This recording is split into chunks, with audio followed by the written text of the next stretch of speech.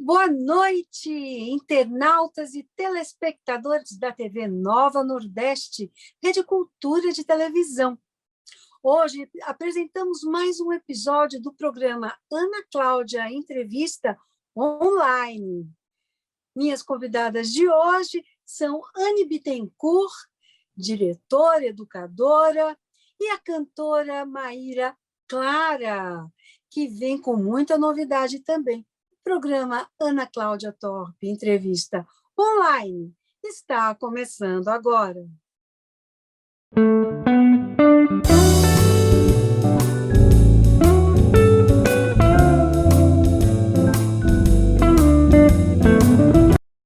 Minha convidada de hoje é Anne Bittencourt, educadora especialista em ensino de idiomas.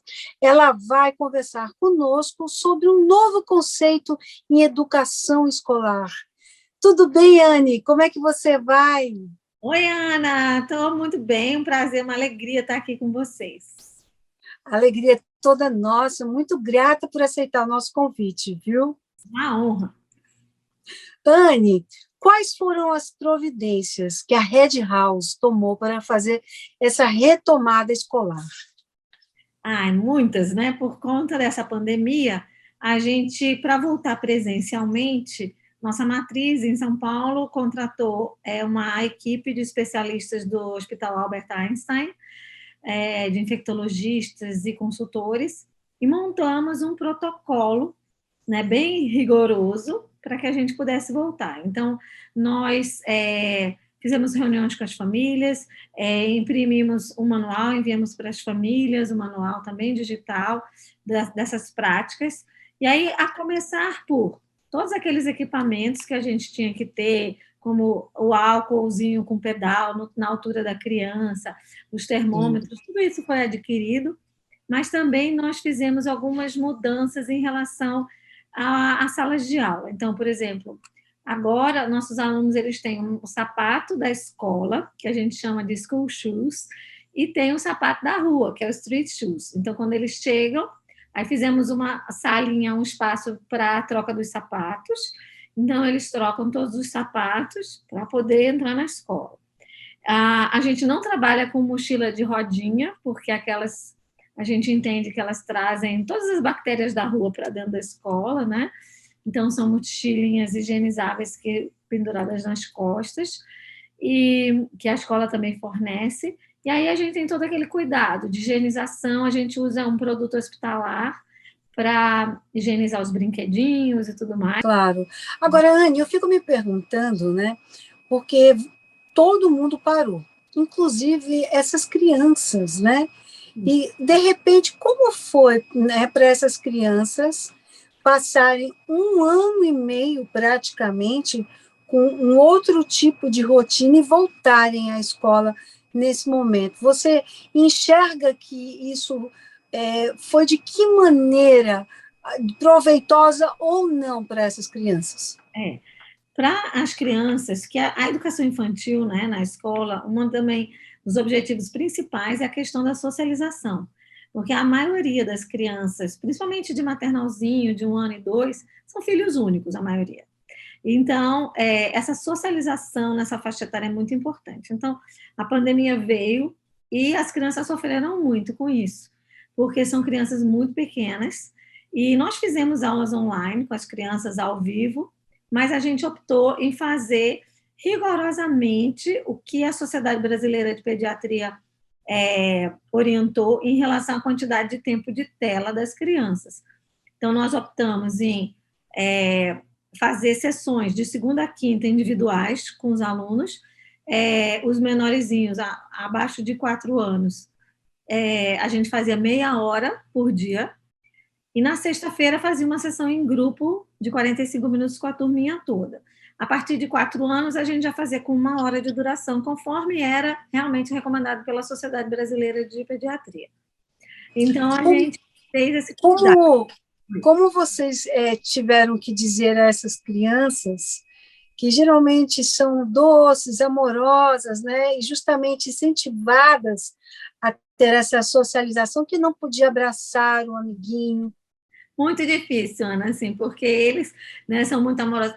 depois de tanto tempo sem a frequência na escola fisicamente, né?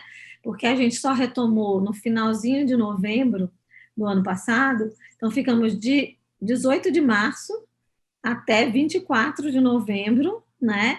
Online com as crianças. Então, a gente fazia sessões, assim, bem amorosas com eles, mas através da internet, né? Do vídeo. A gente não ficou mandando vídeos, a gente fazia realmente a sessão ao vivo, a teacher interagindo com a criança, né? E aí, isso foi legal. Mas eu notei que quando eles voltaram, algumas crianças estavam com medo, mais inseguras, mais assim, né? Com medo, assim, estranhando tudo, porque começaram a ver a gente mesmo no online. As professoras também tinham momentos que elas estavam sozinhas na sala, então elas tiravam a máscara. Mas quando chegou no presencial, todo mundo de face shield, de máscara, e isso, as crianças ficaram um pouco assustadas mesmo, né? Ô, Anne, qual é a vantagem cognitiva de se estudar numa escola bilíngue? Ok. Nossa escola ela é bilíngue e internacional, né? A gente tem, na educação infantil, 95% das nossas aulas, do nosso currículo, do nosso programa acontece ministrado em inglês. A gente não tem uma aula de inglês para ensinar blue, red, não. A gente ensina matemática, ciências, artes, música, tudo através da língua inglesa. E só tem uma aula por semana de cultura brasileira, que é em português, com outra profissional. Então, o que a gente tem evidências, pesquisas e estudos das vantagens é que a criança que começa aprendendo uma outra língua antes da alfabetização, antes de estar lendo, ela vai, no cérebro dela, ela vai armazenando aquela língua nova, mas muito próximo, é como se fosse no mesmo compartimento da língua materna. Então, ela entende a língua, porque todos nós temos uma propriedade no nosso cérebro, que é chamada por um linguista chamado Chomsky, que é chamada Language Acquisition Device, que é como se a gente tivesse um aparelhinho no nosso cérebro que faz com que a criança ela entenda a gramática da língua sem você precisar explicar o que é verbo, o que é sujeito. Você vê que uma criancinha de 2, 3 anos, ela fala, o lápis está na mesa. Ela não fala, mesa está, lápis na. Né? Então, ela usa a estrutura de sujeito, verbo, complemento, como ela entende aquela gramática, né? Que é chamada a teoria da gramática universal. Então, a criança ela vai com 2 anos, ouvindo, a gente dá um input muito rico e robusto, porque a gente tem um projeto de linguagem elaborado por o maior linguista do Brasil, que é Marcelo Marcelino, e aí a gente, a criança não fica só à mercê do inglês das professoras, mas elas também têm a exposição através de livros escolhidos para as contações de histórias, que trazem aquelas estruturas linguísticas que o aluno precisa aprender. E aí, o que os especialistas mostram com as pesquisas é que essa mudança que a criança faz de uma língua para, por exemplo, no inglês na escola, e aí vira para os pais em português em casa. Então, essa mudança que ela faz, essa troca de uma língua para outra tão rápida, ela ativa algumas sinapses no cérebro que fazem com que o cérebro ele resolva problemas mais rapidamente, porque ele tem um acervo muito ampliado de vocabulário, de exposição a coisas diferentes, então ela fica mais rápida nessa resolução de problemas. Há teorias e pesquisas que falam também que o cérebro bilíngue ele é mais criativo, porque você se expõe a novas formas de pensar, a questão cultural e a questão mesmo de construções sintáxicas que são feitas, né? São feitas pelas crianças, então ela vai aprender, por exemplo, dizer orange pen e ela vai dizer caneta laranja. Então ela tem um com adjetivo na frente, um com adjetivo depois, e isso vai dando para ela mais opções de pensar. Anne, nossa convidada Maíra Clara tem uma pergunta para você. Maíra, é com você. Oi, Anne, tudo bom, meu bem? Gostaria de lhe fazer uma pergunta. Qual é exatamente a diferença entre escola internacional e escola bilíngue? Oi, Maíra. Respondendo a sua pergunta. Escola internacional é aquela que ela adota um currículo que não é só o brasileiro, mas também engloba um currículo do outro país. Por exemplo, na nossa escola, Red House International School, a gente adota o currículo do MEC, porque é obrigatório, porque a gente está no Brasil, mas a gente dá um conteúdo maior. A gente, por exemplo, nossos alunos ficam das 8 da manhã até as 3h40, e aí a gente vê essa metodologia internacional, trabalha com investigação, com pesquisas, e de uma maneira um pouquinho diferente do que o currículo brasileiro funciona. A escola bilíngue é aquela que, em qualquer lugar do mundo, a gente entende assim, que ela tem que ter, no mínimo, 50% das suas disciplinas ministradas em inglês, ou na língua que ela queira, porque existem escolas bilíngues que são francesas, outras que são alemães, italianas, e assim pelo mundo afora. Então, a gente aqui na Red House, a gente tem o currículo internacional, por isso que nós somos uma escola internacional, bilíngue, porque a gente tem mais do que 50% das matérias escolares ministradas em outra língua. Então, não é uma aula de inglês onde eu vou ensinar partes do corpo, não. Eu ensino matemática em inglês, eu ensino artes em inglês, então todos os momentos de comunicação com as professoras são 100% em inglês. Essa é a diferença. Anne, muito grata pela sua resposta. Maíra, muito grata pela pergunta. Agora nós vamos para um breve intervalo, mas voltamos já já. Não sai daí.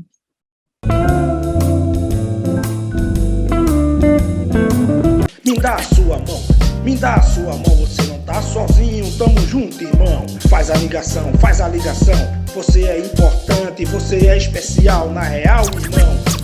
Faz a ligação. SOS Vida. Tá na sua mão, faz a ligação, você não está sozinho não, tô contigo, irmão, faz a ligação. Em defesa da vida na luta contra o suicídio.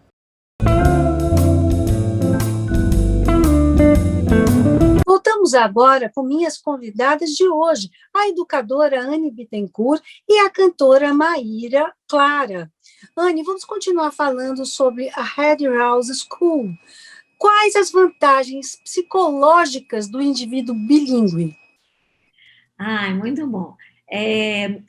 Um indivíduo bilíngue, também há pesquisas e evidências que dizem que ele se torna mais seguro e mais falante, porque ele vai conseguir se articular em diferentes comunidades, né? Então, ele vai se articular em outro país, vai falar bem, então isso vai dando uma autoestima para a pessoa, e a pessoa vai se sentindo mais confiante. Então, assim, além disso, na questão do psicológico, a pessoa que fala várias línguas, ela consegue ter mais empatia por diferentes povos, empatia com pessoas diferentes. Então, hoje isso é uma habilidade, uma característica, uma competência muito importante no século XXI, a questão de você ter empatia, de você ser solidário, né, com os outros, com as outras pessoas. E aí você entende melhor, né, os outros. Anne, é verdade que com 12 anos começa a ficar mais difícil aprender uma segunda língua? Existem teorias que falam da hipótese do período crítico, que eles falam que, alguns autores falam com 12 anos, outros falam até antes, 7 anos, 6 anos, depende do autor. Então, eles falam que a partir de 12 anos é como se a gente tivesse no nosso cérebro várias janelinhas de oportunidades, que a gente chama, né? Então, uma criança de 1, 2 anos, ela tem um monte de janelinhas abertinhas lá, e ela está ali, né, entendendo o mundo, percebendo tudo. Então, a partir dos 12 anos, vai diminuindo. Não é que a pessoa não aprenda, ela aprende, mas o esforço é diferente, né? Ela precisa ter bastante exposição à língua, ela precisa também ter... os autores, eles fazem uma diferença entre um processo de aprendizagem, que é o que acontece depois de 12 anos, mais ou menos, quando você já está alfabetizado, então você vai para o curso de inglês e você aprende a língua, estuda gramática e tudo mais, e um processo de aquisição, que é o que a gente tem aqui na Red House, onde a criança ela é exposta a um ambiente que fala inglês e ela vai adquirindo sem nem perceber que está aprendendo, de repente vai falando. Os dois aprendem, mas são processos cerebrais bem distintos. Anne, e esse projeto de lei que se comenta, né, que o que vai ser preciso regulamentar para que uma escola seja considerada realmente bilíngue? Você pode falar um pouquinho sobre isso?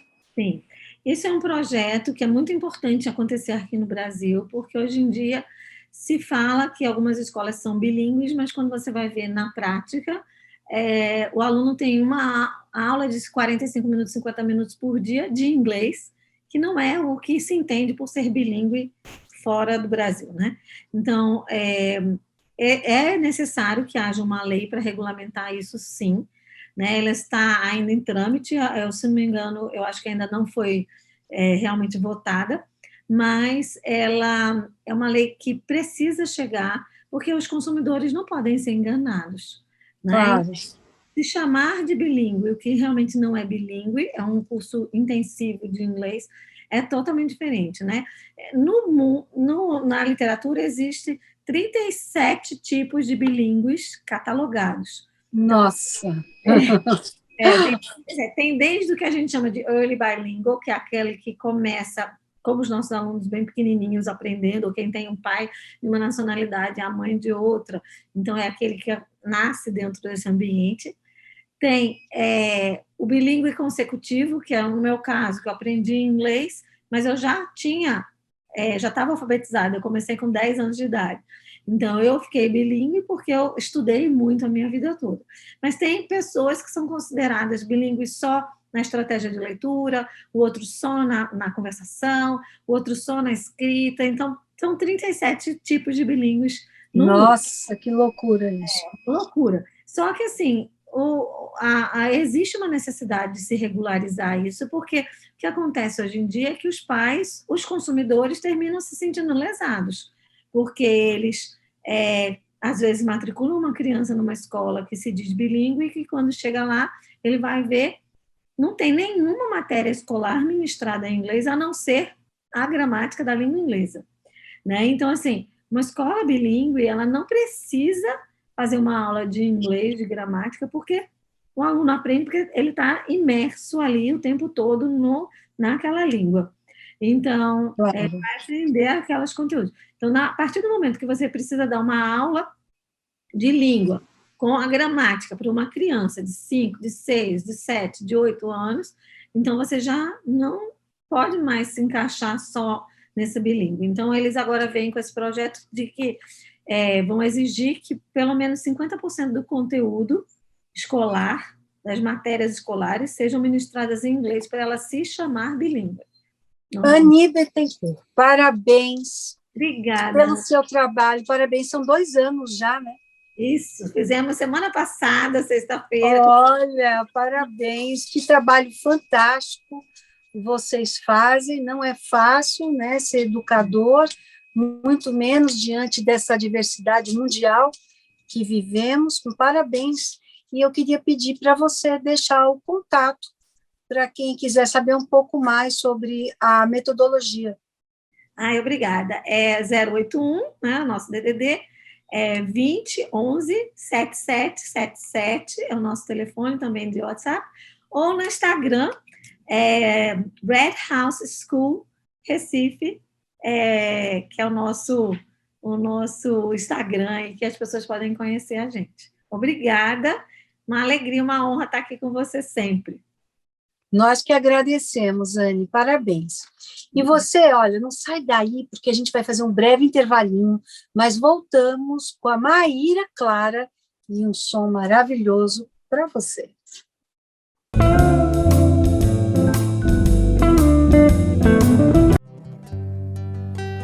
Abra seu coração, estenda sua mão para aqueles que estão ao nosso redor. Se eu faço a minha parte, você faz a sua, e o mundo será um lugar melhor.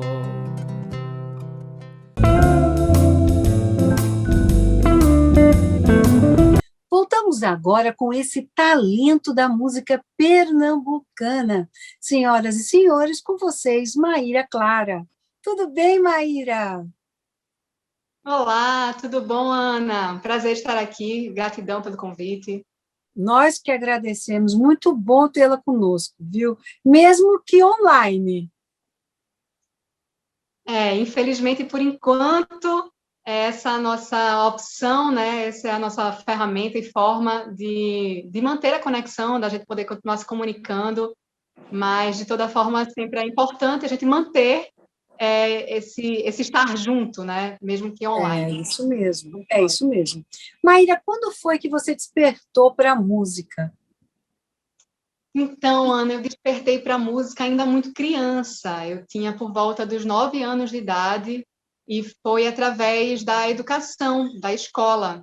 Depois de uma aula de português, de interpretação de texto, de uma letra do cantor e compositor Djavan, e eu me apaixonei pela música, comecei a cantar na janela, fui descoberta pela vizinha, depois eu fui para a TV fazer uma apresentação num quadro de jovens talentos, e de lá depois eu fiquei querendo aprender mais, conhecer mais sobre música, entrei no Conservatório Pernambucano de Música, enfim. Então, só uma coisa meio que levou a outra, mas foi isso, assim, eu iniciei pela educação, pela curiosidade em conhecer sobre música e sobre as composições da música brasileira. Maíra, e agora? Estamos, assim, atravessando um período da pandemia onde que vagarosamente as coisas estão tentando retornar ao seu ritmo. O que você pretende fazer nesse trimestre?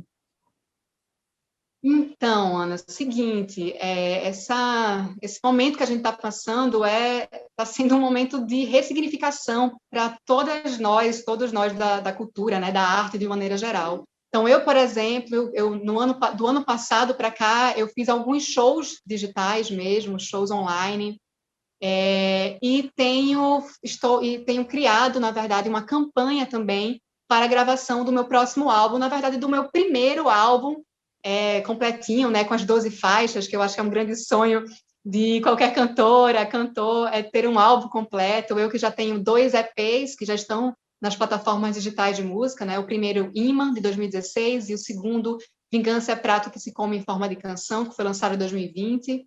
Mas eu tenho esse sonho de poder lançar um álbum completo com 12 canções, com 12 faixas. Agora, Maíra, você trouxe para a gente um clipe especial, né? Que você está em estúdio, não é isso? Isso. O que você trouxe? Eu trouxe um clipe chamado, a música que eu canto é a música Ouriço, que é do compositor Juliano Holanda, e essa música ela teve direção, produção musical do pianista Mário Freitas. Nós gravamos e lançamos essa canção. Na verdade, foram 3 que fazem parte desse segundo EP, do Vingança é Prato que se Come em Forma de Canção, que já é o bebezinho, na verdade, o mote para o projeto da MVB. Então, foi desse projeto, muito bom, Mário, que surgiu o MVB.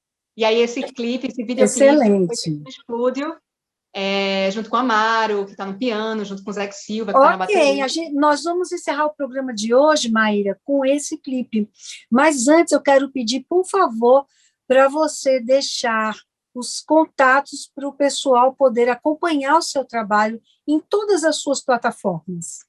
Tá, joia. Então, quem quiser conhecer um pouquinho mais do meu trabalho, você pode ir no arroba Cantora Maíra Clara, no Instagram, arroba Cantora Maíra Clara, lembrando que é Maíra com Y.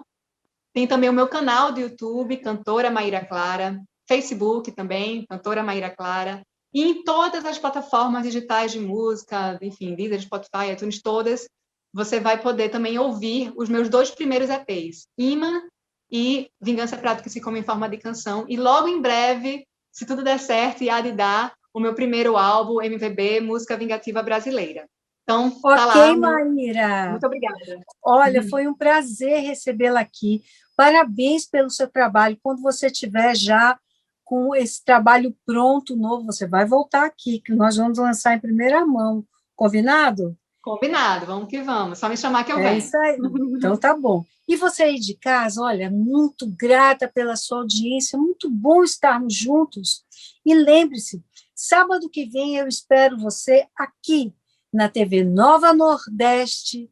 Um grande beijo Excelente semana.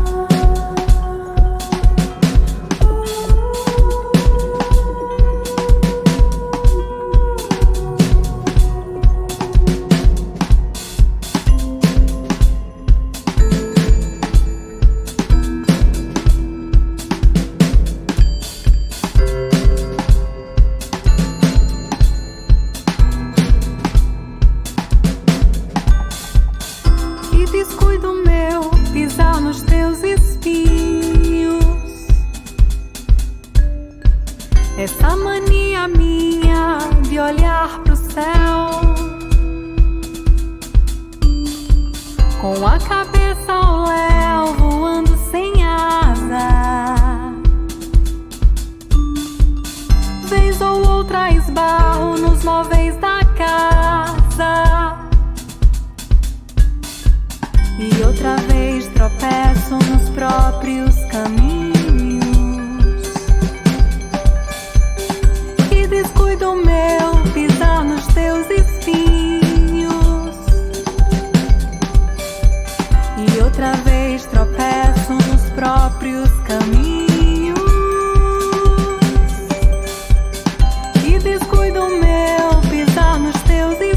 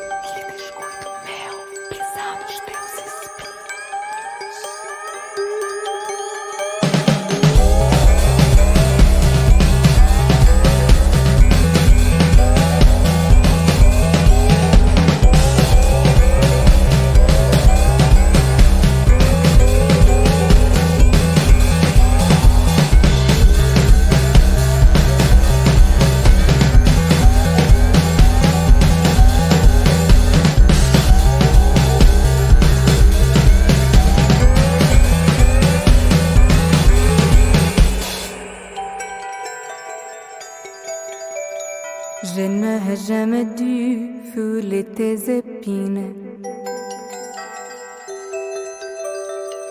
C'est mon habitude de contempler les ciels.